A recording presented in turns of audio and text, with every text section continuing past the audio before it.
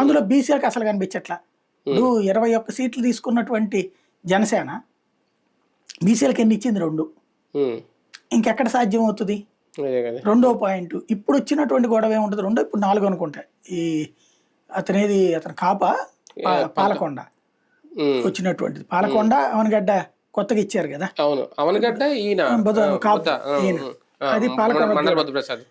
కాబట్టి టోటల్ గా 2 నుంచి 4 అవుతుంది. అంతకు మించి అవకాశం దక్కట్లేదు. అదే దీంట్లో అయితే కనుక బీసీలకే నెక్స్ట్, రెడ్ల తర్వాత బీసీలకే ప్రయారిటీ ఇస్తున్నాడు ఇతను.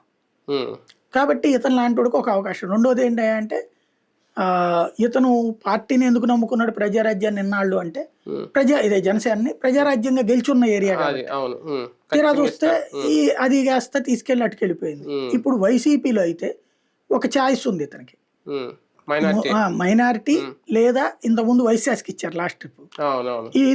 ఈ ట్రిప్ మైనారిటీకి ఇచ్చారు. రేపు నగరాలకి ఇవ్వచ్చు ఇంకోసారి. ఇప్పుడే మార్చే అవకాశం ఉంది. ఇప్పుడేం మార్చరు నాకు తెలిసి. ఇప్పుడు మార్చరు, మైనారిటీ అసలు మార్చరు. అదే పెద్ద సాహసం అవుతుందా? చేయరు. అంటే మరి ఏ ఉద్దేశంతో చేరాడు? అదే ఫ్యూచర్. ఇంకా ఇట్లాగే నమ్ముకుంటే ఉండదు.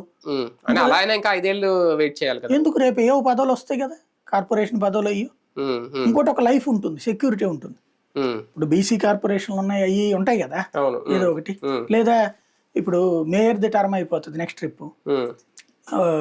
నగరాలకు ఇచ్చారు కదా ఈ దఫా మేయర్. నెక్స్ట్ ట్రిప్కి వచ్చేటప్పటికి అప్పుడు